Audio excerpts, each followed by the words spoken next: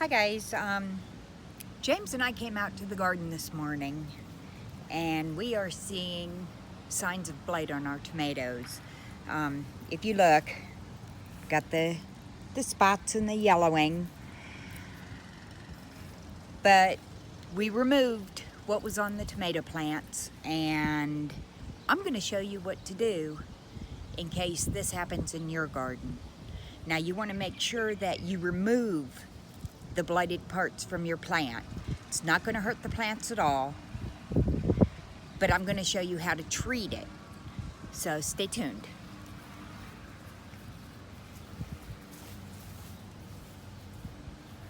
And another thing, don't put these in your compost pile. Make sure you put them in a burn pile, because the blight will affect your compost and it will be all through your garden if you use the compost in your garden. So there's another tip for the day.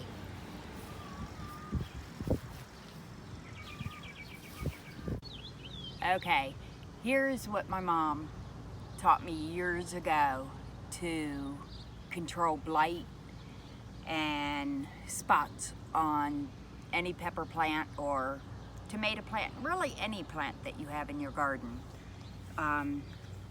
What you do is you take 3% hydrogen peroxide, any brand will work. It's fairly cheap, $1 or less a bottle. You take a gallon of water and you have one of these cool sprayers. Now these sprayers you can get at any store for between like $7 to $12. They're not very expensive, but if you have any garden that's sizable, they come in so handy. So I'm going to show you how I mix it. You take 1 gallon of water,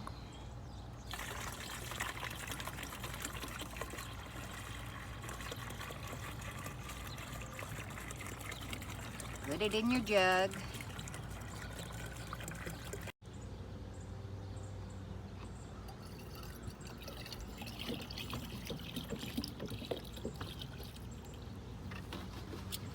And then you add 8 tablespoons of the peroxide.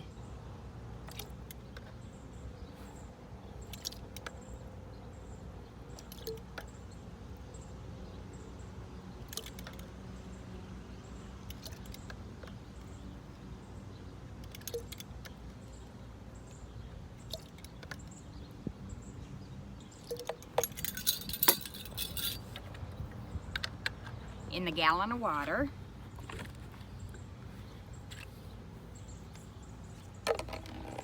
Put it together.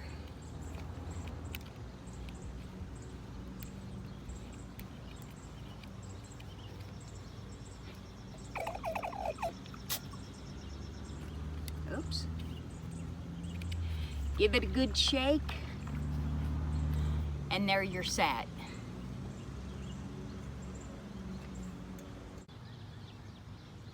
Good morning, guys. Out here going to spray everything down here.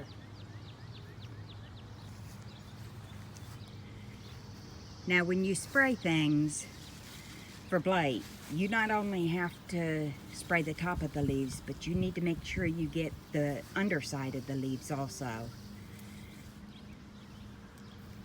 Now we're supposed to have some more rain later today, but I don't think that's going to affect this treatment.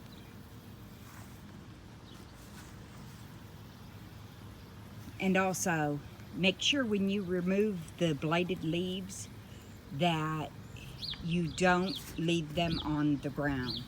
That will definitely spread the blight.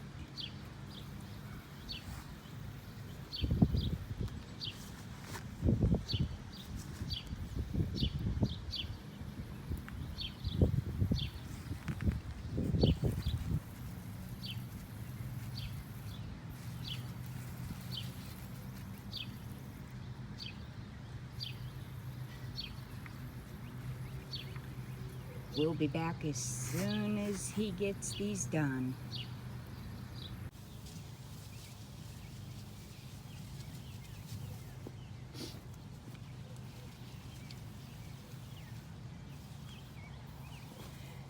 I think it's the pepper plants we're most concerned about losing to blight. We depend on peppers quite a bit. Plus, remember, half of everything we harvest from the garden, we donate to anyone in our community that may need it. So it's important for us to get as much as possible out of our garden. You just see there, I didn't catch. All right, that one's done. The other one's first. Now, so far, so good on this vegetable bed when it comes to the tomatoes and blight. But we have peppers in the very same bed, and they're still looking sad. We're hoping once it dries out, if it ever dries out in Ohio this year, that they'll perk up and do better. But the tomatoes in this bed, like I said, is doing pretty good. I see no sign whatsoever of blight.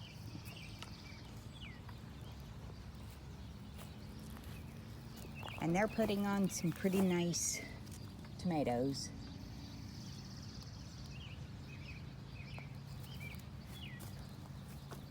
Oh, wait a minute. James, Yeah, I see it.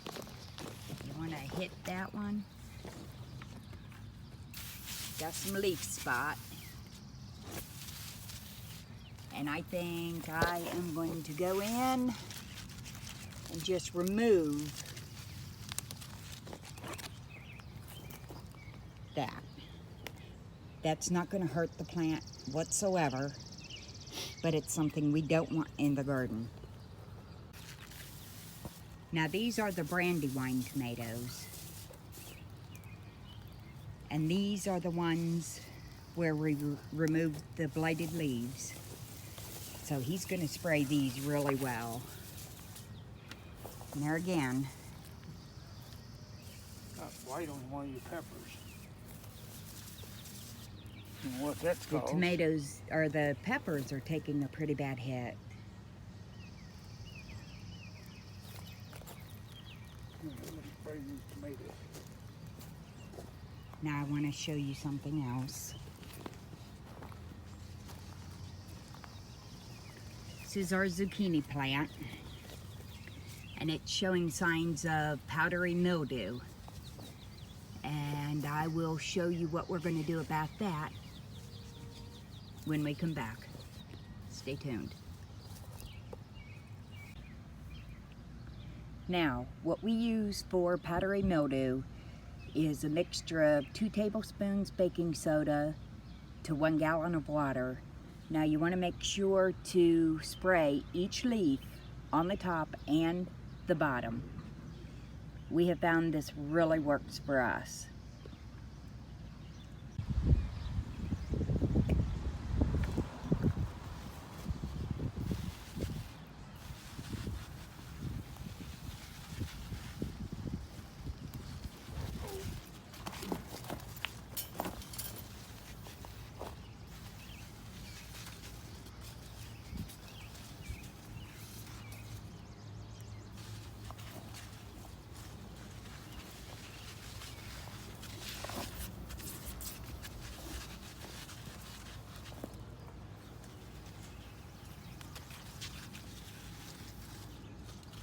Make sure you cover each leaf well.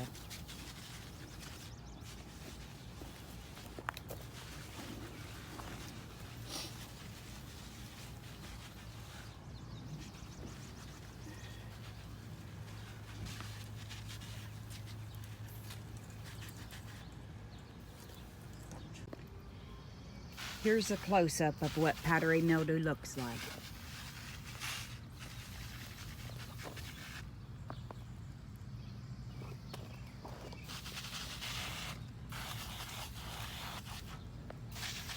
Growing season left, so we still have a chance.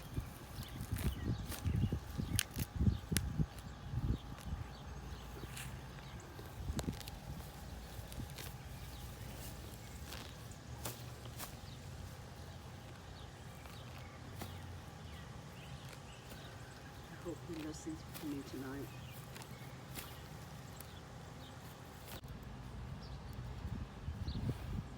I'm going to lay this one down and cover it with dirt. Now the sun, I covered it was laying down a little bit. Yeah. I'm laying it down all the way, and I'm covering the stem with dirt.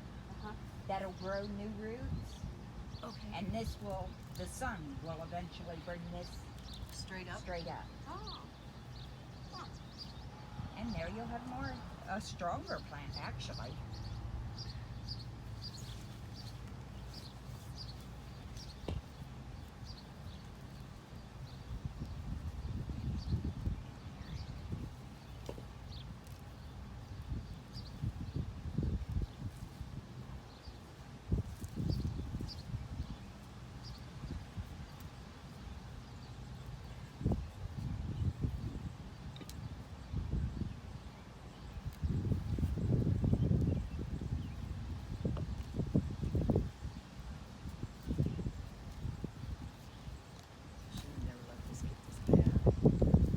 Well, with everything you have on your plate right now,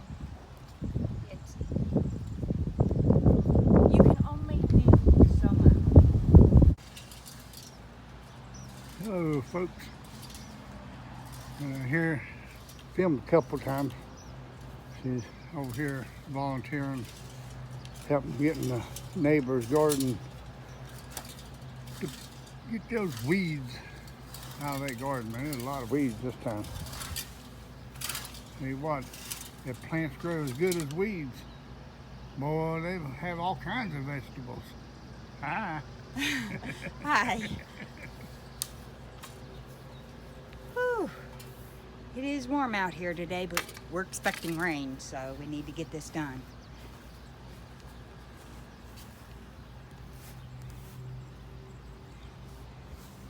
Now her little tomato plants are showing signs of blight, so we're going to go ahead and spray those for her. Help her out some.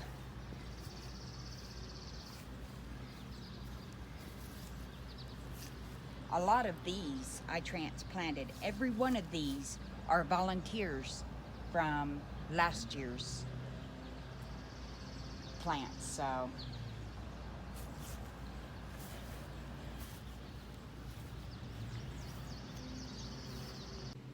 Hi, we're all done with the neighbors' raised beds. Got all the weeding done. Just wanted to show you back here behind me. Let me move this.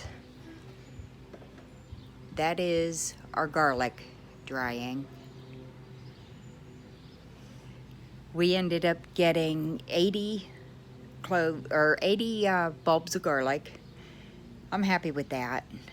This was our first year growing garlic, so I didn't know if we would be a success or not, but in my book, if I had gotten just one, I would have considered that a success. So I'm gonna go for now. You guys have a blessed day.